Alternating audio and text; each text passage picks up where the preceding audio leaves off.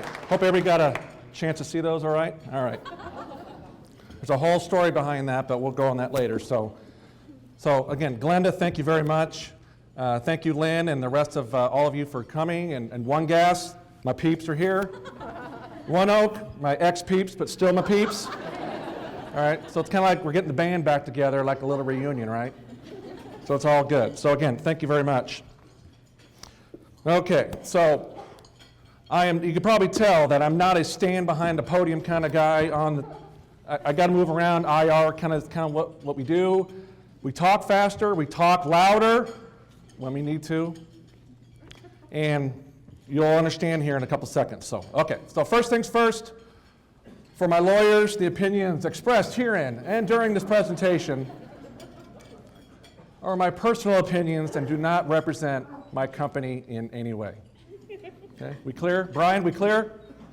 Where'd Brian go? Okay, Glenda, we clear? All right.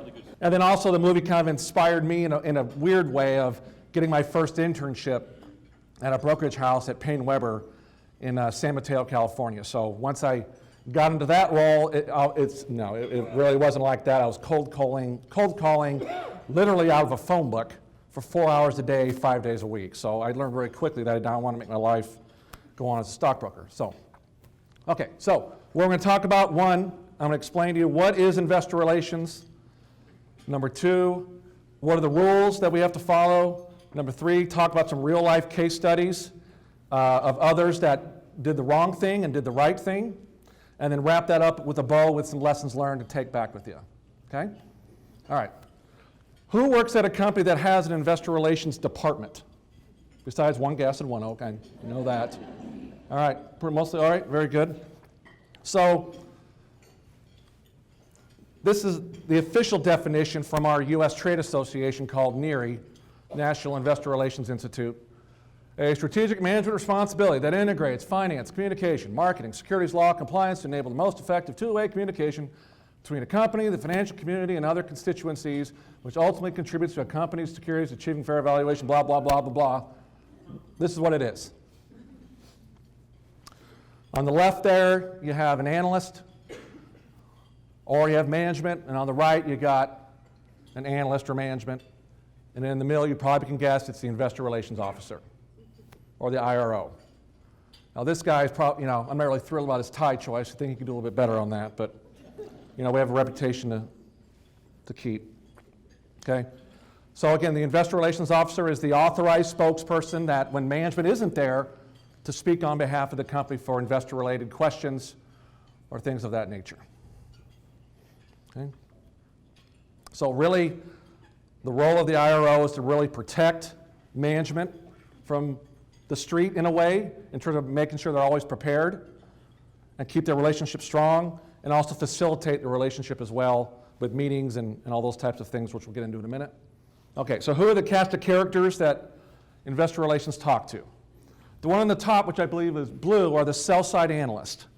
So these are folks that work at mostly large banks, regional banks, and they have research teams that follow stocks and bonds in some cases, and they assign buy, sell, or hold, and price targets in some cases. And what they try to do is sell their research to the buy side. What the buy side is, these are the folks that actually have the money. Pension funds, hedge funds, mutual funds, and they have folks, portfolio managers that, manage the day-to-day trading, and these sell-siders want to make sure that, hey, I want the buy-siders to get my research because I know what I'm doing. I want them to trust my analysis and my perspectives of whether the stock's going to go up or down or all around. On the right are bondholders. Those are pretty low maintenance folks that we deal with. We run into them at conferences every once in a while, but when you buy a bond, you buy a $1,000 bond, those guys mostly just want to make sure they're getting their $1,000 back in whether 5 years, 10 years, 30 years. And if you get interest on it, hey, great, that's just gravy. All right? Those guys are mostly the ones that probably live at home in the mother's basement sometimes, I think. But again, personal opinion. Okay? And the retail investors are us here in the room. We have our TD Ameritrade accounts, Schwab accounts, 401ks. And again, since we're in Oklahoma, I take it like Will Rogers, where I never met an investor I didn't like. So again, we love everybody.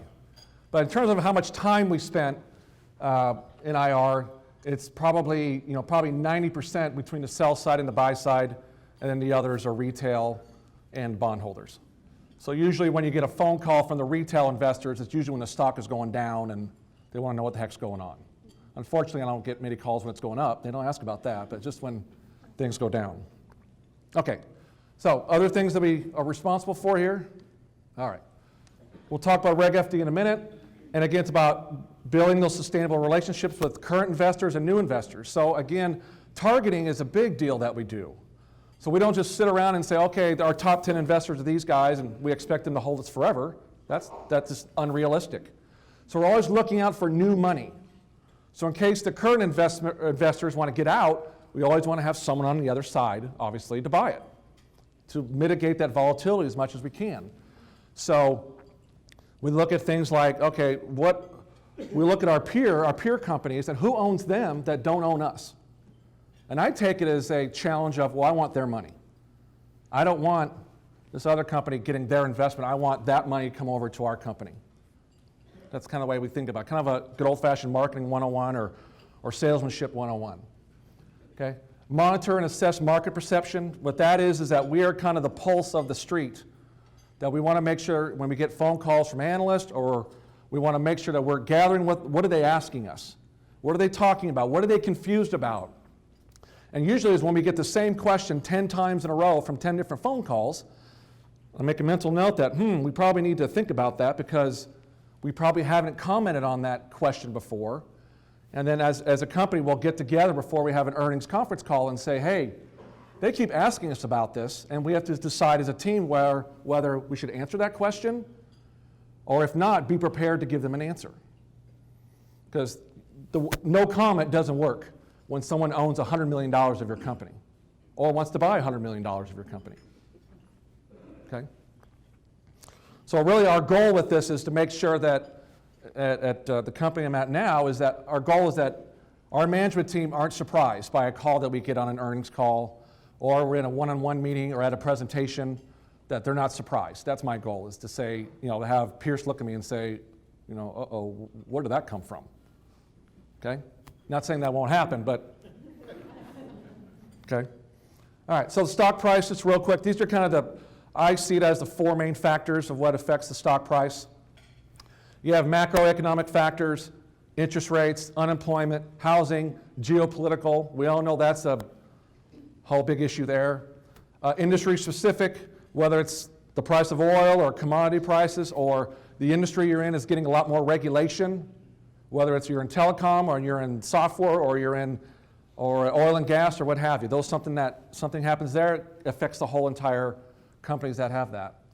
Company specific, you got a product, you thought it's going to be great and it's crap, well, you can see what's going to happen there. So and then liquidity is really interesting because we run into this quite a bit, is there's a lot of money out there that wants to buy, we like to think quality companies, but they have to be able to get in, buy a lot right away, but then be able to get out at the same time. And they'll look at your average daily trading volume of, are you trading 1% of your shares a day, 5% of your shares a day, or less than 1% of your shares a day?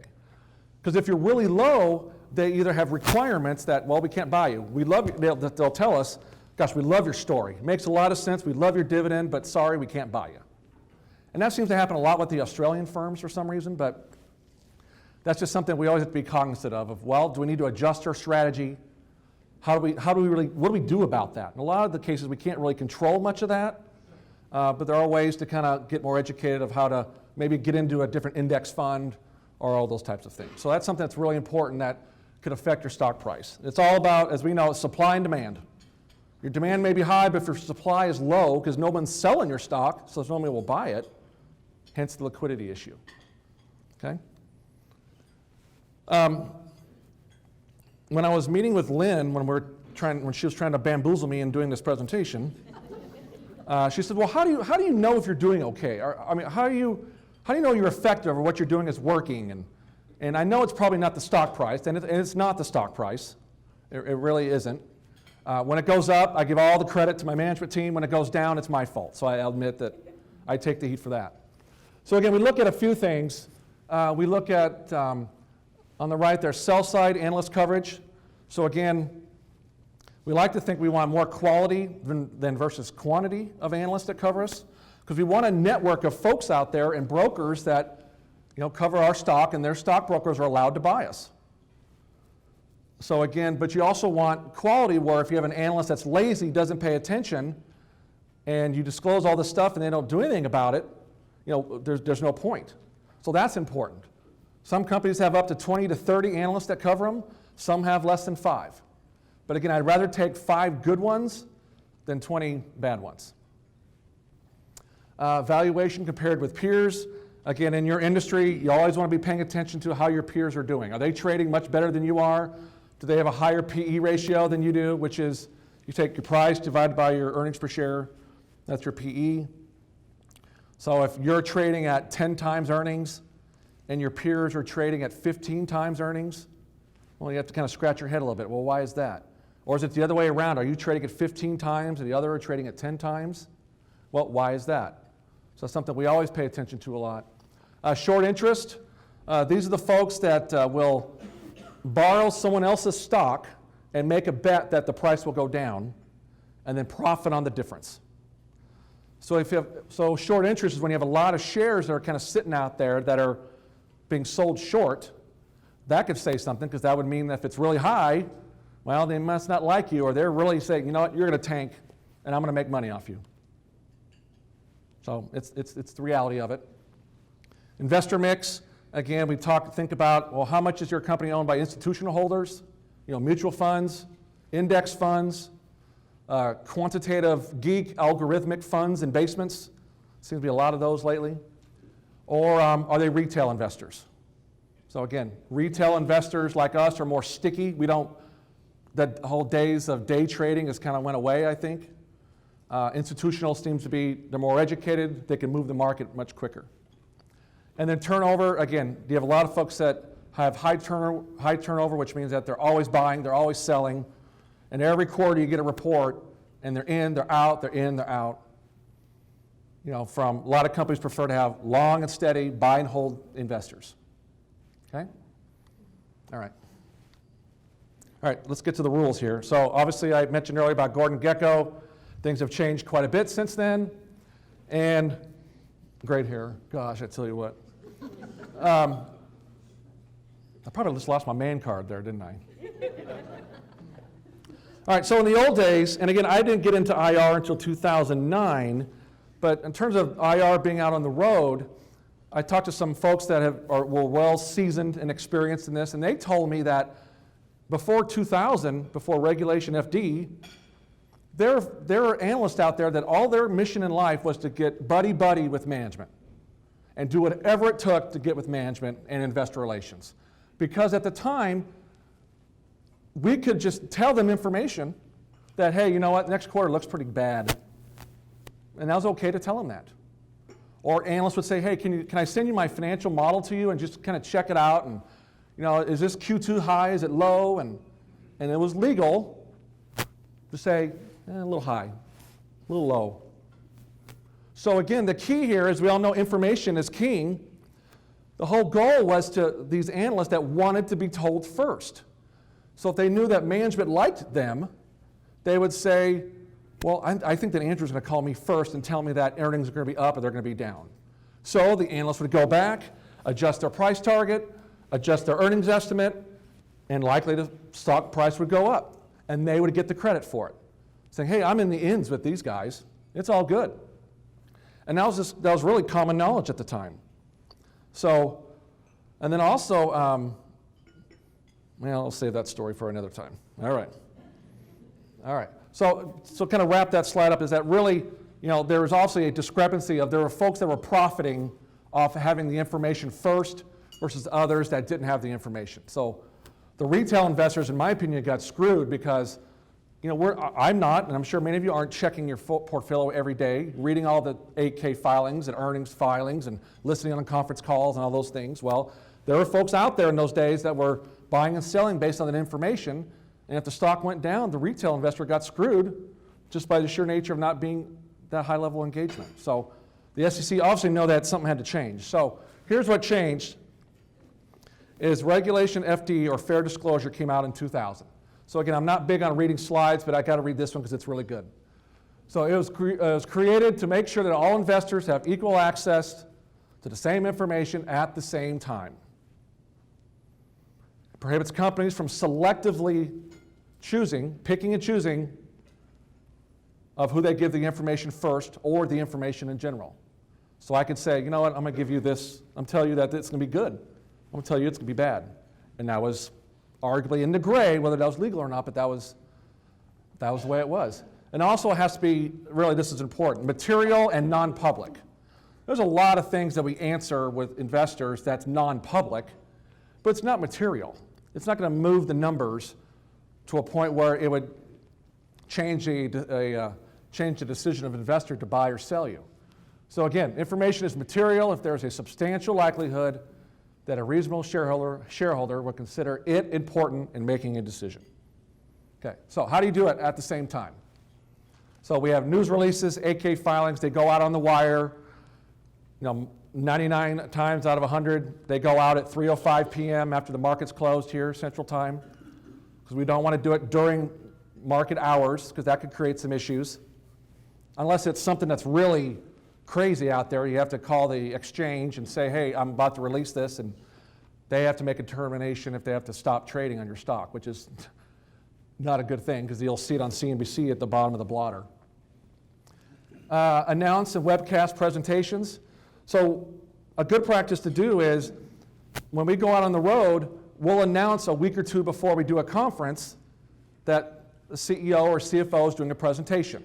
So we kind of told them it's coming, and then if it's a presentation, we'll say it's webcasted, which is there's live audio feed and slides that when management is speaking, all investors can get that information at the same time. Okay? So granted, webcasting, and if the AV guy's in here, just close your ears, the whole webcasting thing is a racket, because they charge us like $1,000 for like a 20-minute audio recording, and they do this for like 40 companies, and they make it really, but I see it as it's the best insurance policy you can get. Because what could happen is, as a speaker is going through our story, going through the presentation, the part that I would get nervous about is during the Q&A session, whether it's 5 minutes or 15 minutes. So you never know, there could be some hotshot analyst that's going to try to ask a question that he's been asking in 10 different ways for the last 2 years that we've always not answered the question, and he's going to try to get it, he's going to ask it again in a different way. So let's say the CEO gets that question, and for some reason they say, you know what, I think it's time to answer that question. And he or she says, well, here's the answer. And oh, finally, the analyst says, I finally got that answer. Okay? Now from an IR perspective or Reg FD perspective, that's okay. We're covered. We're at it's a compliant method of communications. They all got if someone was listening, they all get it at the same time. Now whether you were logged in or not is not really the issue. But from an IR perspective, it's all good. Now granted, the CEO or CFO may get some interesting faces when they get back to the office because they may have given away some competitive information that now the business unit leader is thinking, great, thanks a lot for saying that. Now I can't close this deal because you told them that it's 10 cents a gallon to ship this from point A to point B. So that's usually where the take is. But from a Reg FD perspective, it's just extremely important to do that. Every time you have earnings, I think this is very common practice. You release earnings, you have a conference call to follow up. It's recorded, there's a transcript. Again, it's whether or not we answer the question doesn't matter to an IR perspective because you're covered under Reg FD. Okay? All right, so let's get into some case studies here. All right, the first one. If you know anybody in IR or have been in IR and you've been in the elevator with them, this is probably the number one thing you'll hear of the frustration of our team, of IR in general, is you have analysts that just don't pay attention. So you may have disclosed in an earnings release that okay, this is what your dividend policy is going to be. Okay? And then you go do a presentation the next week, reaffirm, here's the dividend that we're going to do. Then you have an analyst day, and you talk about the dividend policy again. And then you have another presentation of the same dividend policy. So you kind of see where I'm going here is, and this individual doesn't change their models, they haven't changed their price targets, haven't done anything. Okay? So and this is the common scenario is here. Some of you better get that. So let's say in this situation you got 5 sell-side firms, A, B, C, D, and E. Okay, they log in their estimates of the quarter. Okay, you average all those up, and you get $1.23, which is what the street sees as consensus. Have you ever heard that word consensus? It's just the average of the analyst estimates that are on first call. Okay. So pretty much you look at A. Okay, $1.06, $1.05, $1.04, $1.05, and $1.95. So you could say that, well, that's a little out of whack. So as an IR person, you know that either actuals is going to be $1.04, or your latest forecast is $1.04. And note in this scenario, think about it that if the prior quarter, the CFO said already that, hey, next year we expect the earnings stream of the company to be back-end loaded, which means that Q3 and Q4, that's where the majority of the earnings are going to come back. Or not come back, they're going to show up. So it looks like A, B, C, D kind of got that figured out. So you're pretty close. But if the analyst E does nothing, consensus is going to show $1.23, actuals come out at $1.04, and the street and the headline all over the Bloomberg terminals and FactSet terminals are going to show big miss by the company. When really, it wasn't a big miss. You could probably say if you took out the $1.95, you probably hit the number pretty doggone close, and it'd be viewed as in line. So there's a lot of headline risk there. So the dilemma that we have is, well, gosh, what do? I can't just call the guy and say, gosh, you're really high for Q1. Okay? What we can do, should do, and do, is there's a ways of I will call them and say, hey, just checking in, how you doing? You remember our CFO said about earnings, about how it's going to flow next year, and did you see that in the presentation and the second presentation? And then we had another presentation, and then we met with you and had dinner and we told you about it. Okay? That's kind of the method of the madness. And what usually happens, thankfully, is, oh, Andrew, I know why you're calling. I know. I just, oh man, two analysts left me. I got so much work. I don't have any time. I'm working on this big earnings preview for the whole sector. I'll get to it. So thankfully and then you'll see probably in a few days later, the $1.95 will be, they've reassessed their models, refreshed their models, and hopefully that number comes down quite a bit in line with the expectations. Okay? So the choice is I either could do nothing, or 2 is, again, sustain that relationship and advise them, hey, you got everything you need? Have you seen the presentation? Just want to make sure. And remember last year we had that one-time event. That didn't happen this year. Oh, yeah, I get it. Okay. All right. So let me go ahead and read this. Here's where someone did a no-no. So it's Raytheon Company. So let me just read this to you right off the SEC website. So at Raytheon's investor conference, they stated that annual projected earnings will be back-end loaded, but did not provide quarterly guidance. After the conference, the CFO asked the IR team to contact analysts for copies of their quarterly reports about Raytheon, which reflected earnings estimates that were higher and less seasonally distributed than internal estimates. The CFO then called each analyst and in one-on-one conversations told the analyst that earnings would be more seasonal, citing a previous year, and that first quarter earnings estimates were too aggressive. Oops. So what happened? Each analyst then lowered their estimates, increased the estimates for later in the year. Guess what? The price of Raytheon fell down 6%, but the company ended up beating the street estimate. Well, obviously they got busted. SEC ruled that Raytheon, the CFO, violated Reg FD, got fined $500,000, And again, what they did is they selectively disclosed in a private manner that too aggressive part. Okay? All right, whoop. All right, now this one. This is the question about, is the information material? So the picture here is of, well, coincidentally, it's just a picture of a Honda plant, but that's the only one I could find about, had a flood. Okay?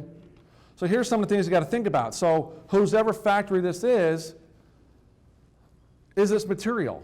Is it the only place where they produce the widgets or the gadgets or the phones that this company makes and sells? Is it one of 2 supply points? Is it one of 20? How long is the production going to go? Are they still running? Do they have alternate sites? Are the investors even aware of this is where your factory is and there's been floods all over the Weather Channel? Again, will there be an impact to the company? Do they have business continuity insurance? If they do, how long, how much? All those types of questions kind of come up of how you kind of figure out whether something is material. So this case is about a pharmaceutical company called Matrix, and they made this Zicam cold remedy. So what they did is they had this cold remedy. They got reports from 3 medical professionals and researchers about 10 patients that lost their sense of smell when they took this cold remedy. In addition, 4 liability lawsuits came in saying they lost their smell. Matrix knew that researchers presented a report linking Zicam to the loss of smell. They were aware of the studies linking the ingredients in Zicam to the loss of smell, but never did conduct any studies of their own. Despite this, they publicly responded to reports at investor meetings, investor conferences, conference calls that the loss of smell from Zicam is completely unfounded and misleading, and issued positive growth predictions for the product's future success. Matrix argued against the lawsuit from investors, saying the negative reports were not material, so it had a duty to disclose them. Long story short, they were ruled that they were deliberately reckless, because obviously this was their main product, and basically Matrix went in with screw you, it's not material. Well, it obviously was material. Next quarter came out, things were awful, things went bad, everybody got fined and went downhill from there. Okay, case study number 3, I'll pick it up. I know I'm running out of time. Again, disclosing new news, good or bad. So the key here is to know that it doesn't really matter if it's good news or bad news. What matters is that you're kind of following your same rhythm and pattern of how you tell the street information. So if you've always done it with a news release, or you've done it with an 8K, or you've done it with, or you announced it on an earnings call, or you did it at a webcasted presentation, it's important to keep doing that, to keep that rhythm going. Because if you don't, especially this comes into place with bad news. Now the ethical part comes in, well, okay, we got the piece of bad news about this certain situation of a supplier that's going to prevent product to be sold at this growth rate that we said we do. So what happens is, okay, well, the IR could say, oh yeah, that's bad news. Well, we got this presentation coming up. It's got 89 slides in it. Maybe I'll just put it on slide 67. Maybe nobody will notice. Well, it's a little gray area here, but technically you may be compliant with Reg FD because you did disclose it in a presentation. It's a recognized piece of information, but you can see kind of the dilemma there that it should be treated really, no matter if it's good news or bad news, follow the same flow of how you disclose information. So here's what Netflix did. I thought this was interesting. And it's only 3 years ago, which is really amazing. So the CEO, Reed Hastings, on his Facebook page, congratulated employees that they exceeded 1 billion hours of streaming content. In the prior month, several months ahead of what they previously thought they'd hit. Does that make sense? They thought they were going to hit 1 billion hours, and they reached it 3 months earlier. And he put it on, hey, Facebook page, hey, we hit our 1 billionth hour, and great, we had cake and cookies at the office. Well, Netflix has never really told anybody that I'm going to use social media, Facebook, or even their own Twitter account or Instagram, whatever, announcing these types of information. So in 2012, you could tell that, well, the world was changing. You got, Twitter was really cranking up. Facebook was already going on, even though my kids don't do it anymore. Instagram, all those types of things. So what the SEC did is they instead of getting Reed Hastings in trouble, they took this as an example and changed the laws that said, okay, well, social media is an acceptable way to disclose information, but you got to tell the investors that you may put stuff out on Twitter or on Facebook, so they could be aware of it and follow you and like you and all that types of things. So they use it as a lesson, and he never got fined or anything like that, but that's how it turned out. So again, back to about consistency. So, well, oops, what happens when you're in a one-on-one meeting? And let me just kind of try to paint a picture for you. So when we go to an investor conference, it's usually at a nice place, nice hotel, I'm not going to lie to you. And then we'll present in a ballroom just like this, a podium just like this, a screen just like this. And then when we're done, we'll go they'll assign us a hotel room, and they'll take all the furniture out, and they'll just have a table like this with round chairs around it. And then you have one-on-one meetings or two-on-one meetings with different investors or potential investors. So what could happen is, back to this selective disclosure theory, is that things can happen where a CEO or CFO gets asked a question, and let's say they answered it, either correctly or incorrectly, or they've never really disclosed something that's happened before. Now, fortunately, knock on wood, that hasn't happened with me, but that's what I get nervous about. But the IRO's job that's why they have to go on every one of these IR trips, because they're, again, the Reg FD cop, to make sure they have to be aware to hear, hey, did he or she just say that? And we haven't really said that? And is that really material? Well, gosh, it's about a potential merger and acquisition. Probably yes. Or, yeah, we're thinking about popping the dividend. And we haven't really said that before. Yes. So that's, again, if that happens, that's where, one of those, the doors are shut, and we call our lawyers and say, we may need to file an 8K on this ASAP to get that information out.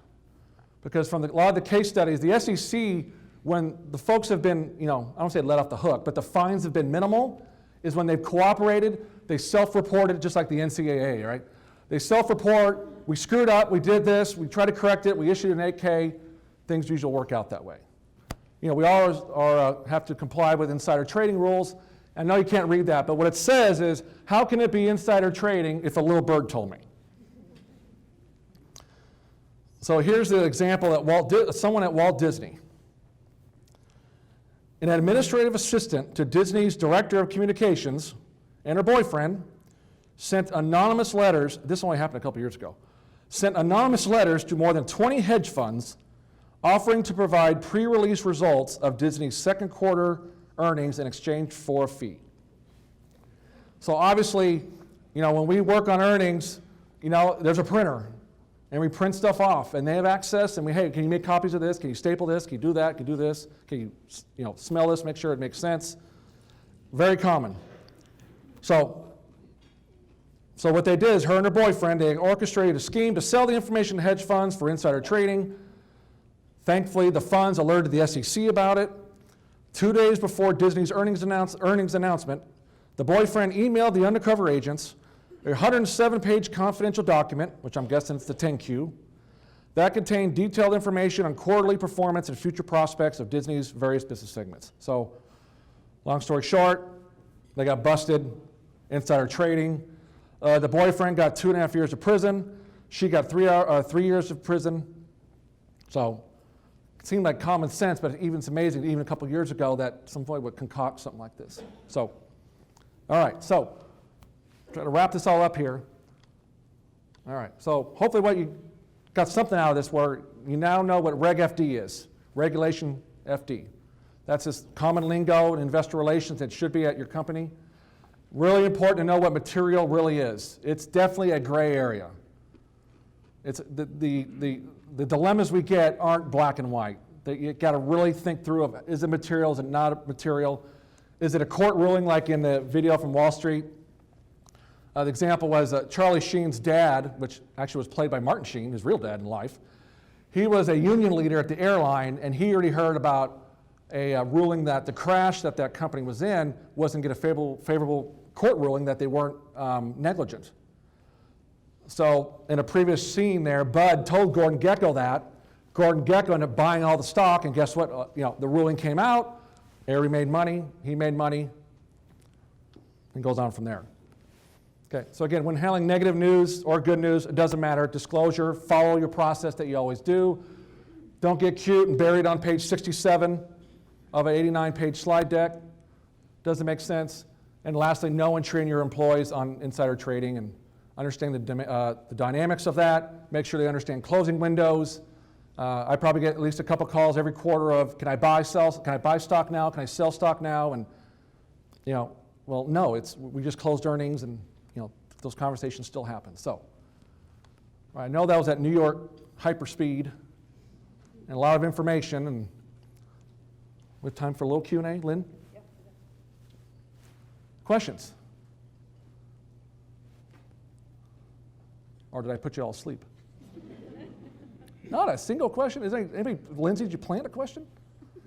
Yes, Julie. I'd like to hear a little bit more. I used to be in investor relations, and I've been away from it for about 15 years, and I hadn't even stopped to think about social media, and I'd like to hear just a little bit more about how you're dealing with all of those issues in social media. Well, how we're dealing with it is we don't consider social media as a matter of disclosure of information. What we do on our Twitter account is we will just have a link saying, see first quarter earnings report on this link, and that's it. But to be a full disclosure with you, of the 500 followers, I think 400 are employees. Maybe 450, hopefully some people in here. The investment community doesn't really, and maybe that's just an energy thing, they don't really follow social media to pay attention to you. It's mostly on the Bloomberg terminals and FactSet and those types of things. Now, if you're at a consumer product or a big brand company, Coca-Cola, Procter & Gamble, Disney, they probably have a different approach. Netflix, I'm assuming he's probably got that. I'm sure his IR person's got him straight. But it's one of those that it's there, it's just another way of distributing information, but it's just a copy and paste, same press release and a link. But again, the SEC never even thought about it and never really came up until Reed Hastings did it, and the stock went up 20%, and then went up another 15% the next day. And knowing that, in Facebook, you have to accept their request. So I'm surprised he got away with it, but, he must have cooperated very well, and it worked out and kind of set the new stage for going forward. Okay. Yeah? I know you were mentioning about quality versus quantity for your sell-side analysts. Have you had an instance where you have had a not-so-quality sell-side analyst that you've asked, or are you allowed to ask them to not follow you anymore?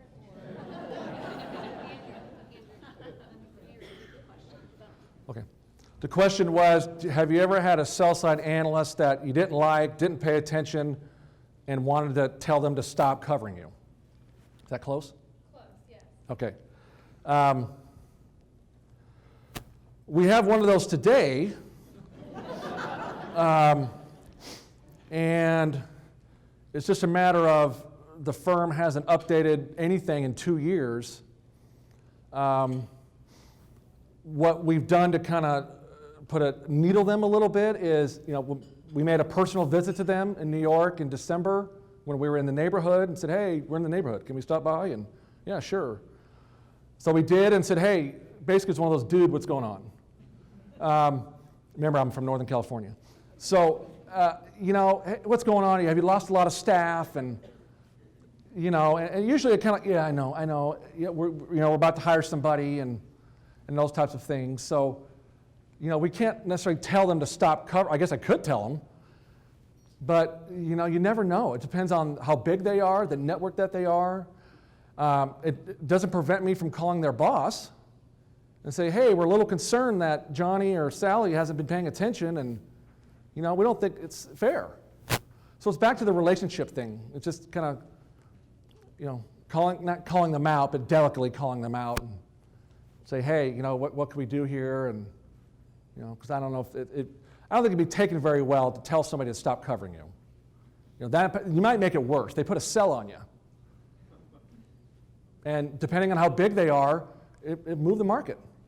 Because a lot of these brokerage firms, if a firm downgrades you from a buy, hold to a sell, there's some mandates that the brokers have to sell. Whoever owns that stock in their portfolios, they got to sell them within a certain amount of few days. Now, the brokers don't mind that because they get a commission. But, that's going to put downward pressure on your stock price. Does that answer your question? Okay. Yes? Can you speak to the rise of the involvement of activist shareholders and how your function addresses that? Well, I would say IR is probably the front door to activist shareholders in the sense that we're the ones that see the ownership reports first of who owns us. A lot of companies have stock surveillance firms that are able to track who owns us every week or every month. Because right now the law is funds have to file 13F forms within 45 days at the end of the quarter of what they own. But again, since the closing date in 45 days, they could have bought and hold and sold you 3 times before then. So the data is a little stale. So that's why a lot of companies use stock surveillance to get a little more insight to it. It's not a perfect science. It's probably 70% of it's accurate. And really it's something that we pay attention to see who's nosing around. And if it's someone that's nosing around, it's not much we could do about it except just inform management that, hey, XYZ firm is nosing around and wonder what they're doing. Now, from my personal experience, years and years ago, there was an activist firm that bought into our stock, and they called me and said, hey, we'd like to hear about the story, blah, blah, blah, blah. And I knew who they were, but fill in the blank. Wonder what they want. So I'd listen, do my normal thing I always do, tell the story, and then come to find out that they were really nosing around to mess with you, to our company per se. There was someone else that we found out they were looking at, and we just happened to be in the same area or in the same line of business. So, something that we'll probably our eyes are on it. We're responsible for kind of keeping that and understanding it and passing the word on. And, at the end of the day, there's really not much you could do except the practice is just talk to them like you would anybody else. The worst thing to do is say, I'm not talking to you. You're just going to piss them off. And that just makes it worse. And they'll say, IR, screw you. I'm just going to call the CEO's line directly. Or I'm going to call a board member. That's not good.